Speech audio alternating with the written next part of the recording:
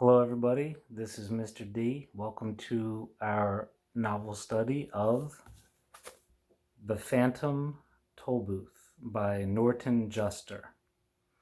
So this is an intro video for students and parents, basically to explain to you how this is going to work. Now, at the time of this video's recording, it is during the remote home instruction, and so there are only 3 weeks of school left.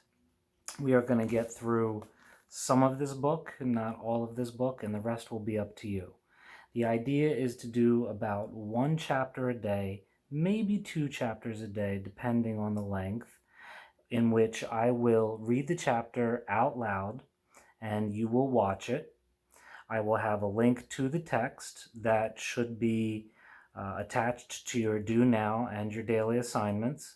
So you would bring up the links to the text and basically read along as I read the novel out loud. And as you guys know who have done a novel study with me before, I don't just read the book out loud. I also pause and we discuss all of the different concepts in the book: plot, character, setting, conflict, theme, and so on. I expect commitment over the next 3 weeks until grades are due. After that, I really don't have control over what you do, but you are expected to listen along and read along to the novel. You're expected to complete the assignments that you are given during the week. I will tell you what those are going to be at the end of the video. And basically, I'd like you to find a place to do this that is free of distraction. So wherever you do your work or wherever you've been doing your work, ask yourself, is it a place where I am not going to be interrupted during the reading of this novel? It should be quiet. There should be nobody else around, and you should be able to sit from beginning to end without stopping. What else are you going to need besides having the text in front of you and my video in front of you? Well, you're going to need a vocabulary list. And the vocabulary list I attach, and I'll attach it to every assignment and every Do Now every day, so you always know where to find it. But when we go over vocabulary from this book, you can look at the list and see the definitions. You will need to be studying those vocabulary words for a quiz that you will have at the end of the week. You will also need a notepad. That's right, I'd like you to actually handwrite notes as you watch the video. Now, the reason for this is that handwriting notes helps your brain remember it more than having to stop and pause the video to go type it into a Word document. You don't want to waste time doing any of that. Just have a piece of paper in front of you, and I will tell you specifically what things you should be writing down. Those are the things you will need to know for your quiz on Friday. If you do have a physical copy of the book, you can just take notes and underline and highlight things that I say right then and there. Now, a note about reading along with this book. I tell you that I want you to actually be reading the text, and I understand that you don't have the physical book in front of you like you would if we were in class.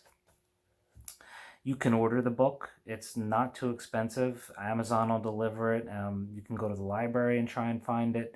But I want you to be reading the text, but I also want you to be listening to it read to you. Now, let's look at the 3 ways you could do this. You could not listen to me read the novel and read it by yourself. The problem with that, though, is if you're reading in your head, you know you're going to be making mistakes. You know you're going to come across words that you don't understand, that you'll probably skip over, and so you won't really comprehend the text if you read it silently. The other way is to say, well, I don't really want to be bothered with reading, and I like Mr. D's ridiculously poofy haircut. I'll just watch him read the novel in all his funny voices because he does different voices for different characters. Problem with that, though, is that if you're just listening to the novel, you're not actually seeing the words. Your brain is not processing the new vocabulary and the idioms. And so you're not comprehending a lot of the novel if you just watch me read it out loud. The way to do this is the way I do it in class. You have the text in front of you, and you have me in front of you, and you read it. You read the text as I read it out loud. When I pause, you will know, look at the screen, and I will tell you what you need to write down. And if I really am feeling energetic, I will put text up on the screen for you so you know exactly what to write down. But you are on your own to take the notes and study them for the quiz. I am not going to provide study notes. This is part of the challenge of the novel study. When you listen to it and read along at the same time, your brain is like the perfect sponge. It absorbs everything. You're getting the most you can out of the book. You're doing the most comprehension. Okay, so what are you actually going to be graded on, right? That's what you're wondering. What do I actually have to do besides listen and read along to this novel? Well, you'll get a do now every single day, as usual. Your first do now is already given, and you should have already done it if you're watching this video. And then you're going to get the vocabulary list. Basically, just watch, read, take notes, and then on Thursday, you're going to get a vocabulary quiz. And that will have all 20 words. Sometimes there are 25 words. And this week there are 20 words. And you have to know what those words mean. And I'm going to have the definitions available to you when you take the quiz, and you'll have to fill in sentences that I made up with the correct vocabulary word. So that's your quiz for Thursday. You'll also take another quiz on Friday. That quiz is going to be about the novel itself. Now, what are the things that you need to know for that quiz on Friday? Well, you definitely need to know the vocabulary words because there's a vocabulary section, but you also need to know the characters and the main events and very specific details of the chapters that we read. Those things you need to know for the quiz because you'll be doing short answers, you'll be doing matching with letters, and well, I already said vocabulary. Okay, so let's take a little book walk and become familiar with The Phantom Tollbooth by Norton Juster, illustrations by Jules Feiffer. If you look at the cover, you can see a boy with a dog that looks like it has a watch either in or on its body, a stopwatch. I shall read the blurb on the back. Blurbs are sketchy for me. Sometimes they give away too much, but I think this blurb does just enough as a teaser without giving away too much about what happens in the book. One day, Milo finds an enormous and mysterious package in his room, a phantom toll booth with a map to a weird world beyond. So Milo sets off on a fantastic voyage in which he meets the not-so-wicked witch, faintly macabre, Alec Bings, who sees through things, and the watchdog Tok, who ticks. Well, we got a little bit of a spoiler because now we know that this is probably the watchdog called Tok, who ticks, and that boy is, well, most definitely Milo. I'm going to take a little turn, and you can see these illustrations. This book is famous for its illustrations, so I will show you that one. I'm probably not going to show you every single one because the text you have in front of you should have the illustrations with it. This book was copyrighted. You can always find the copyright right inside the title page, of course.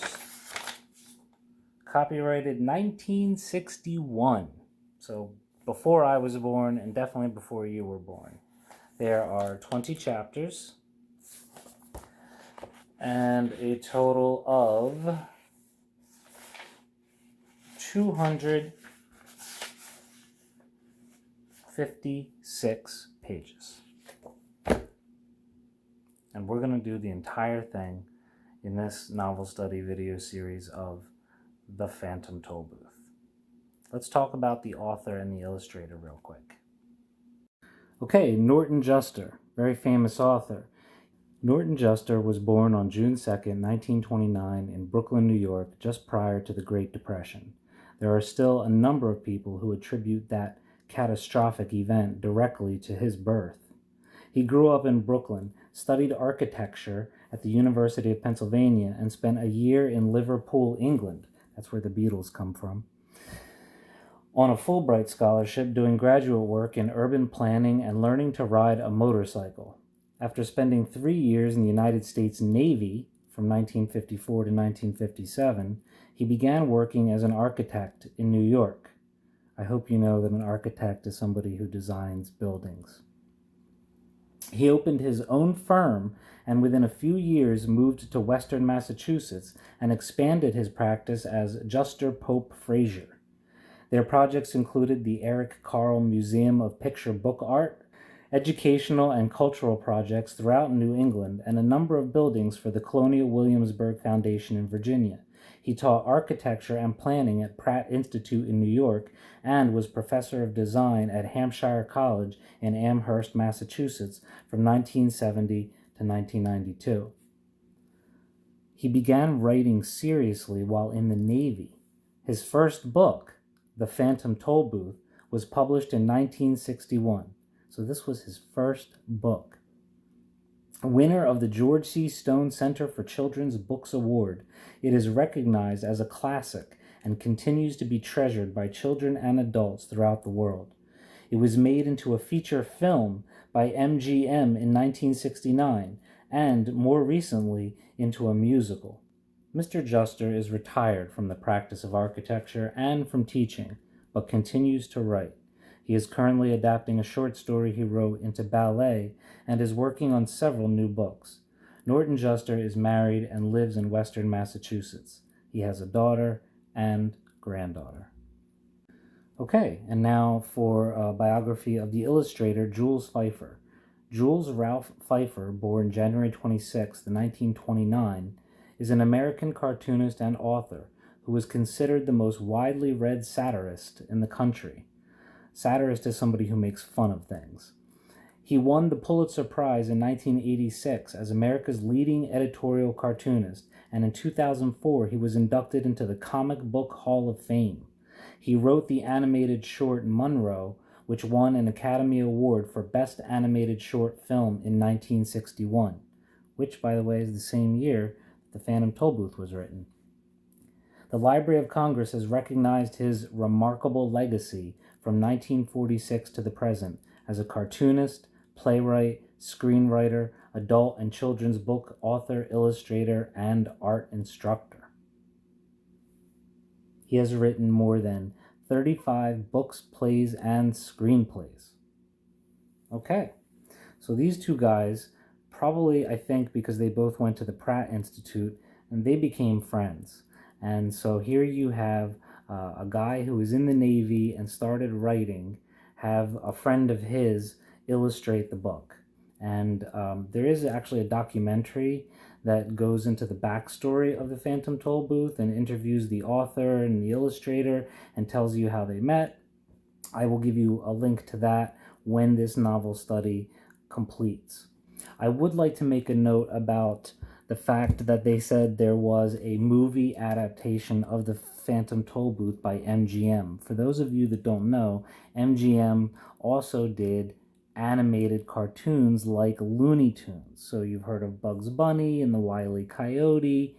Well, those are the guys who took The Phantom Tollbooth and made it into a cartoon movie. Now, I'm going to be honest with you. The cartoon movie is horrible compared to the book. So, as a general rule, for any book that is also a movie, you should always read the book first. And so that's what I want you to promise to do Don't go looking up the movie The Phantom Tollbooth, because you will find it. But I promise you, if we were in school together, we would watch it after we finish the novel. All I'm asking you to do is not watch it at home until you finish the novel. And then I will tell you where you can watch, hopefully, The Phantom Tollbooth for free. But like I said, you're going to be disappointed. And if you watch it first, it's going to mess the novel up for you. It's best just to go through this novel first, because the novel is 1,000 times better. Okay, as we do this book, there are 3 important elements to this book that I want you to pay attention to. The first one, as I've already mentioned, is vocabulary. What makes this book challenging is that it is chock full of vocabulary words that I guarantee you don't know, and many you have never heard before. So if you don't take the time to study the vocabulary, you're not going to comprehend the book very well. I can explain what the word means as I'm reading it, but you and I both know that you're probably not going to remember it that very first time. So it's important to go back, look at the definitions, and study those vocabulary words. The second element to this book is the plot itself. So we're going to be talking about the characters and what the characters mean and what they represent. We're going to be talking about the conflict and the main problem and the climax and the resolution. We're going to be talking about the themes, the things that Milo is going to learn, because we know that main characters are usually dynamic characters. Dynamic characters are characters that change from the beginning of the story to the end, unlike static characters who usually stay pretty much the same from the beginning and the end. Milo is a dynamic character, so he's going to be one way at the start of the novel, and he's going to be a changed boy by the end. And he's going to learn a lot of lessons along the way. And so lessons we call themes. We're going to be talking about themes from this book because there are plenty. And of course, setting. Setting is going to be very important. If you turn, you don't have a hard copy, but you should be able to see the map of the lands beyond, which I'm going to just attach every day to the Do Now for you and the assignment so that you can just see it anytime or download it if you want. And there are a bunch of different settings that take place in this novel. At the beginning of the map, Milo is going to start over here, and we are going to go all over the place in this story. So you can study the map, and that'll give you an idea of maybe what this story is about and where it's going to go.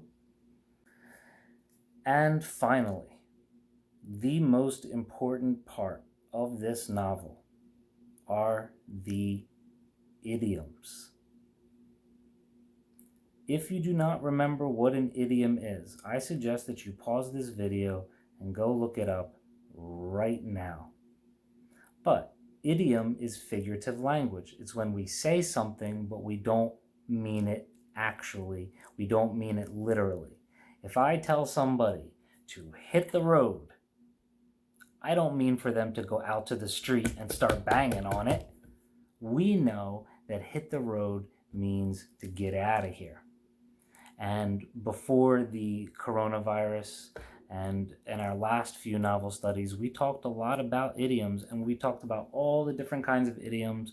We learned that idioms have histories and stories behind them. They come from something that happened in history, and then people just kept saying them. So this book is full of idioms and figurative language, but there's something even more special about this book. Almost like a trick, this book is going to take idioms that are meant figuratively and turn them into literal things that happen in the story. So for this book, as an example, because I don't want to spoil anything from it, If in this book somebody said hit the road, another character might actually have to go out there and slap the road. If that doesn't make sense, trust me, it all will as we get into this novel. Okay, so very quickly, here is the plan for this week. Today, you are already completing the do now by watching this introduction video, and then you're going to move on to Chapter 1 assignment, which is due today, and that is basically to watch the video of Chapter 1 and take notes. Tomorrow, Tuesday, you're going to watch the video for Chapter 2. Wednesday, you're going to watch the video for Chapter 3. Now let's take a pause there, because those 3 days, today, Tuesday, and Wednesday, you're also going to be studying the vocabulary words and definitions. On Thursday, you're going to watch and read Chapter 4, and you're going to take a vocabulary quiz. On Friday, you're going to take the chapters 1 to 4 quiz, and that'll be it for this week. So, your do now is graded as classwork, and you have 2 quizzes, one on Thursday, one on Friday. I just want to say that this is one of my favorite books of all time, and I think that every child absolutely needs to read it, and they need to read it around your age. So, please enjoy The Phantom Tollbooth by Norton Juster. As you end this video, complete the do now form questionnaire that I gave you, submit it, and then you can move on to the assignment, which is to watch Chapter 1 and check out the vocabulary attached.